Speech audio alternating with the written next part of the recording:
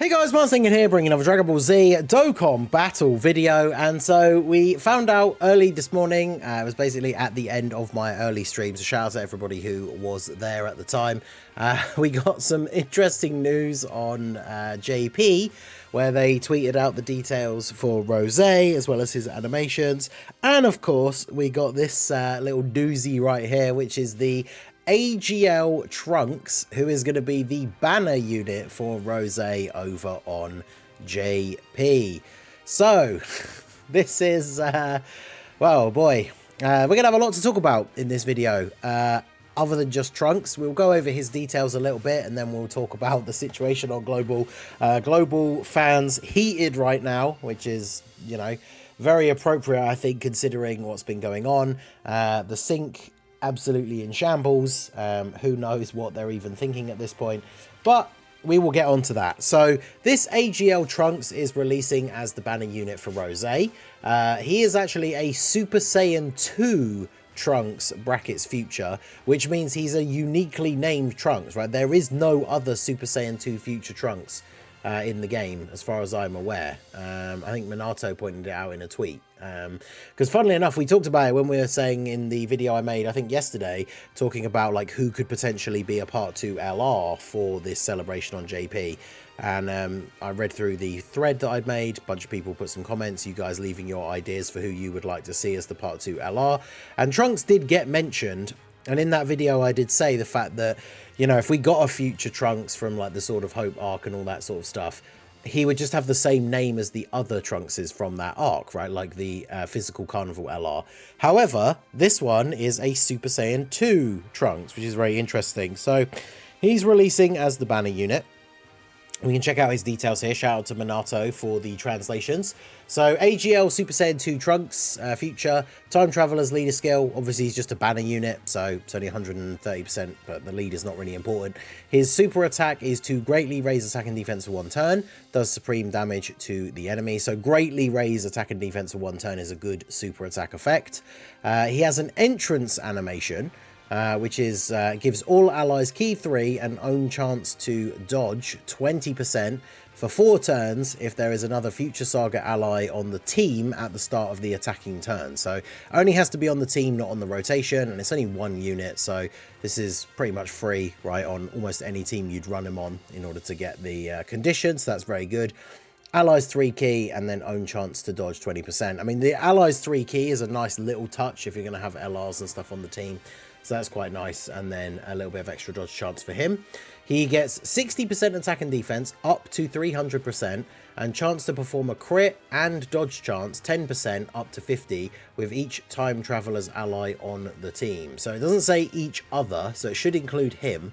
So as long as you have 4 other future saga allies on the team, then you get full attack and defense 300%, 50% chance to crit, and 50% chance to dodge. So realistically, if you're going to run this guy, you're just going to primarily run him on teams with Time Traveler allies. So in terms of hidden potential, you can go full additional and then the rest into dodge, because he's already got a built-in 50% chance to crit and a 50% chance to dodge. Then his entrance animation is giving him an extra 20% chance to dodge. And then because his super attack greatly raises attack and defense, then an additional super for him is obviously going to raise his stats by even more. When HP is 70% or below, his crit chance and dodge chance is another plus 20%. I'm assuming with these passive ones, I believe that they all stack, which means that if his entrance animation is up, he has a 70% chance to dodge. And then if you drop to 70% or below HP and his intro animation is still up, he has 90% chance to dodge, which is pretty cool. He gets attack 150 when performing a super, so it's only attack, which is a bit of a shame, because with the full Time Traveler's allies, him having start of turn 300% defense, if he was then getting 150% defense on super, which is a multiplicative buff, his post-super defense would actually be really good.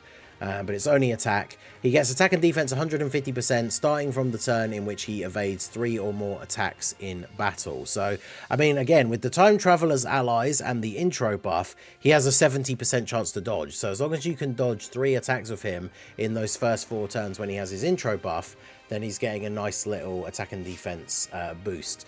Now, the weird thing is, I don't know if it's just missing from the list or if Dokkan has made a mistake that needs to be rectified, but the categories, he's a Super Saiyan 2, so he's on the Super Saiyan 2 category, but apparently he's not on Power Beyond Super Saiyan. So I don't know if that's just been missed off of his list or something, but that's a bit weird considering he's on the Super Saiyan 2 category because he is a Super Saiyan 2. So he should be on Power Beyond Super Saiyan, but apparently he isn't. And then if we go ahead here, we can take a look at the, this is his animations. He does have the intro, and then he has the super attack as well. So his intro, picturing the Gohan from the timeline. He's obviously been back to visit with Videl, Hercule, and Pan. And there he is powering up. It's a pretty cool intro animation considering he is just a banner unit, right? We don't see them get those very often. And then this is his super attack animation. Getting some hits in with the sword, and then the final flash. Pretty cool. I do like it when we have Trunks units that do the final flash, because, you know, it's obviously Vegeta's move primarily, but it's always kind of cool. There's like this one frame, I think it's like at the start of the super attack as well, that actually looks really, really good. Maybe I have missed it already. Is it? Yeah, see, look at that. Like, that's really, really crisp. I can't get to pause at the exact right time, but yeah, very nice, very clean image for Trunks there. So yeah, there we go. We have the AGL Trunks. Now, who knows what they're thinking when it comes to the sync. This is the minor rant part of the video, so for those of you guys who already knew what Trunks did, I'm sure this is the part that you guys have been looking forward to, hearing all my thoughts on this. Which, yeah, essentially is I share the same opinion as a lot of you guys from when I put up the video earlier about the Frieza being announced as next for Global, is just what the heck are they doing? Like, we've had this happen in the past with units like Hit that came out as like the Christmas Global first for Global a few years ago. And then when Hit came out on JP, his celebration had more stuff in it that was not on Global. And then I think that celebration might have had a Part 2 LR, I can't remember. But the thing is, the thing that makes it so frustrating is it's just counterproductive to building up to the sync, which is what they should be focused on for this part of the year, right? So for Global, first of all, this Trunks, he seems pretty good. Not insane by any stretch. So it's not like he couldn't have released on Global at the time that Rose released. The funny thing is, he's not on Rose's leader skill at all. So you don't run him on Rose's team. So it's not like he's even a buff for Rose, which is interesting.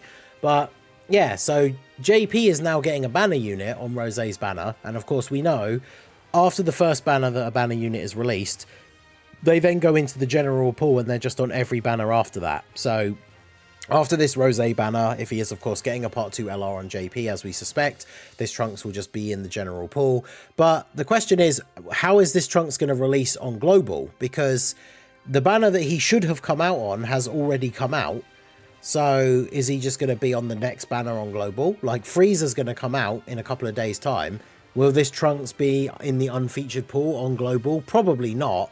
And it seems very unlikely that Trunks would be featured on Frieza's banner. So the thing that I think is probably going to happen, and of course this could be completely wrong, maybe Global do actually just shuffle him in somewhere, but I could see this lending some credence to the speculation that we were talking about yesterday, where JP does get a Part 2 LR for the Rose celebration, and then Global gets that Part 2 LR as well, instead of getting the LR Ginyu Force, which is what we would have been expecting to come after Frieza as the last banner right before the anniversary. Because let's say the Part 2 LR, we'll go with the GIF that I posted for that thread yesterday, which probably is the one I would most like to see, I guess, is a Super Saiyan Blue Vegeta, right? Now, this Trunks could just be featured on that banner. Now, whether he would be featured for Global and JP as well, who knows? But of course, that unit would be releasing as a yellow coin LR, and we know those banners have 2 other LRs featured, and then just a bunch of random SSRs that are just general pool units, right? They're not Dokkan Fest exclusives or anything like that. So there's no reason why this Trunks couldn't be featured on that Part 2 LR banner. So if the banner is going to come out on Global as well, then the perfect way to have this Trunks release on that on Global is to have him be featured on that banner. And then, of course, he could still be featured on the banner on the JP version, because some people might not pull him at all, even if they do summon for Rose, right? There's been a bunch of the Dokkan Fest banners in the past where I've pulled the main unit and actually not even pulled the side banner unit at all. I didn't pull the Tech Evil Boo from the Int Boo banner. So I could see the way they would release this on Global is by him being on that LR banner. And then obviously JP, he doesn't necessarily have to be featured. I imagine the lineup would be the same, or he's just going to get replaced with some other unit. But very, very strange, because Rose releasing was one of those things where they kind of dropped him in between celebrations on Global, which essentially gave us a chance to be a little bit ahead of JP on one thing, so that now we essentially get, as we kind of predicted, right, that Rose would be coming for Global for JP very soon. It means that JP now has to have a certain amount of time where they're getting something that Global has already got, which in theory is then helping Global catch up to where JP is, because JP's not pulling further ahead by getting another new unit. However, Rose's celebration, it seems, is going to feature stuff that was not on Global. So we already have the banner unit and then potentially a Part 2 LR. If that Part 2 LR doesn't come out at the same time on both versions, then it's just yet another unit that JP has that Global doesn't. So let's assume that there is a Part 2 LR and it's on both versions at the same time. Let's say it's a Vegeta. This guy's on the banner. Okay, cool. So that means Global, JP's not pulling even further ahead, but it means we then go into the anniversary on Global at the end of June / beginning of July, still being behind Topo and the LR Ginyu Force. And of course, JP will then be getting the Tanabata celebration in July. And then Global would, if we follow the schedule by last year, before the worldwide celebration, in the gap between the anniversary and the worldwide celebration, Global would be getting Topo, and then hopefully like Ginyu still as part of that celebration. JP would be getting another Dokkan Fest, which means JP, by the time we get to the worldwide celebration, which is when we would be hoping that the games would be synced, JP is still going to be ahead by both the Tanabata units, the Dokkan Fest LR and the Part 2 Carnival LR, and then whoever the Dokkan Fest is that JP gets in August as well. So it is looking weird for the sync. The one thing that people need to recognize as well, which I've seen a lot of people saying this in the comments, but I had to talk about this on stream a bit earlier today, is when they talked about the games being synced or the versions being synced, they specifically said like the release schedules are going to be synced, right? So it's something that Truth has been tweeting about for a while, and I feel like he has some kind of like insider knowledge that he's not allowed to like specifically say that he knows is a thing, right? But it seems very likely that the games are going to be synced, quote unquote, but Global is still going to be behind JP on a few units. Because what the sync really means is once they've like, you know, pulled the trigger, press the button, and it's like, right, the versions are synced now. What that just means is every new thing that comes out on both versions at the same time. But Global could still be missing a couple of things, and then in between the releases that we're getting on both versions at the same time, they drop these other random things for Global, right? So after the worldwide celebration, we could go into the late September, like early October Dokkan Fest, get that on both versions at the same time, and then like a week later get the random Dokkan Fest that JP got after the Tanabata or something, right? With literally only like a week or two between the banners, which will be annoying for Global players, but that's how they'll get the, you know, get caught up to JP and then continue with these simultaneous releases, and then everything will actually be out on Global that's out on JP, and everything new coming out is coming out on both versions at the same time. So unfortunately what this means is, whilst the release schedule could be synced as early as, you know, from the worldwide celebration onwards, it seems like we could, depending on when they decide to release things, like very often the Tanabata banner comes out Christmas for Global, we might not actually have every single thing that's out on JP out on Global until the end of the year, potentially.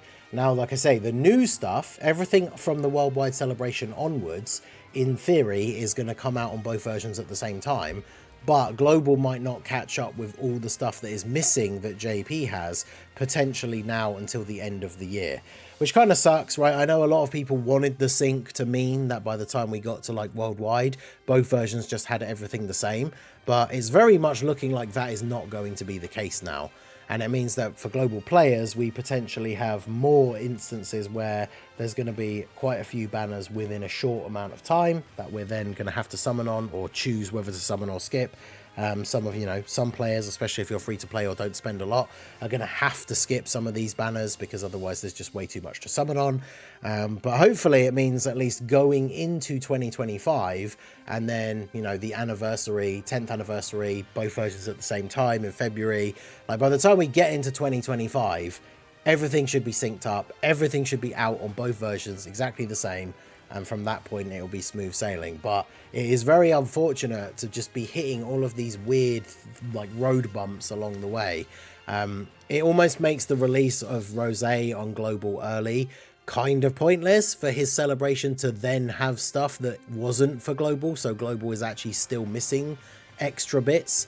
The whole point of releasing him early should have just been to then fill a slot on JP where they could be getting all the stuff that Global got in that time slot and then not getting anything else new, so that they haven't gotten any further ahead in terms of stuff that's out on JP but not out on Global. But for whatever reason, they've decided to do it this way. So let me know what you guys think down below in the comment section. I know a lot of global players are disappointed. If you're on JP, what are your thoughts about Rosé and this banner unit Trunks? And what do you guys think about the Part 2 LR banner? How do you think they are going to release Trunks on Global? Let me know all your thoughts down below in the comment section. So that is going to be it for the video, guys. This has been the Masked Ningen. Smash that like button, subscribe to the channel if you are new.